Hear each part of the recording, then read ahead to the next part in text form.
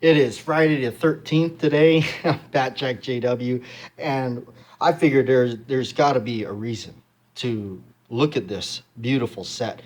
This was a set I bought years ago, probably 10 years ago, maybe longer.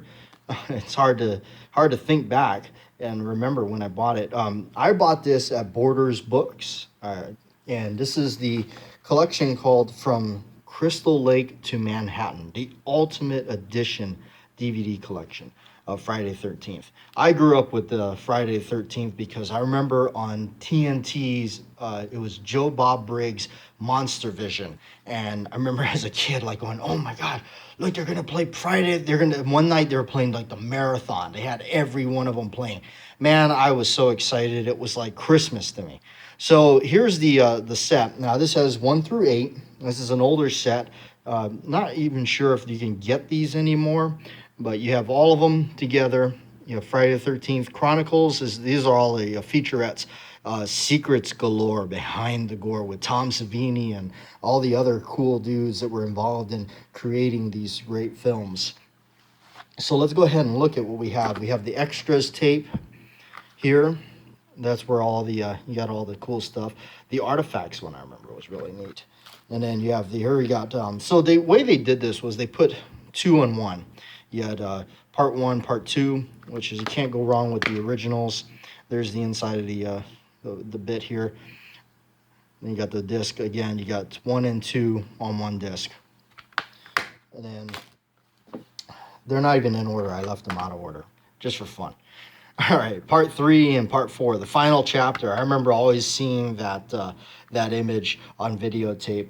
That you can't get away from that. Now that's my only complaint about the set is they didn't really capture back the original box art that you would have seen back in the day from on videotape, VHS and stuff like that, because that was part of the fun for me. So again, here you have part 3, part 4 on one disc. Part 3 is when he actually gets his infamous hockey mask and everything like that. Again, you got both part 3 and 4 on one disc. Part 4 is also Tom Savini, the effects artist that did part 1.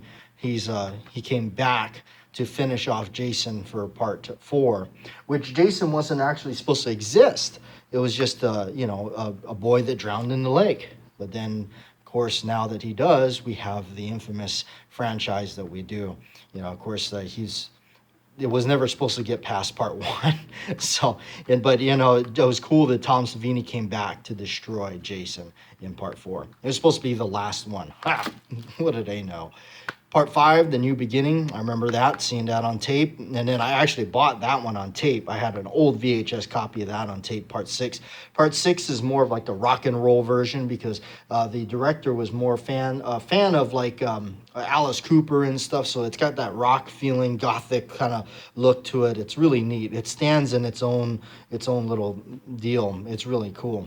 So, and then you have, okay, here we go. Part 7, introducing who? The man that everybody knows as Jason, Kane Hodder. Kane Hodder, whenever I think of Jason, I think of Kane Hodder. He was the character that he was the guy that made this character into a whole nother animal. You can always tell when it's Kane Hodder playing Jason and not and somebody else. But he carried on to like 10. I think he went from 7 to 8 to 9 to 10. Yes, there's that many of them. But that was the first introduction of Kane Hodder.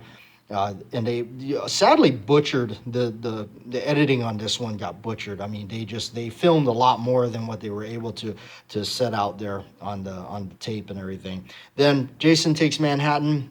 For some reason, even though it's like kind of a weaker one, I've always remembered it. It was always really cool.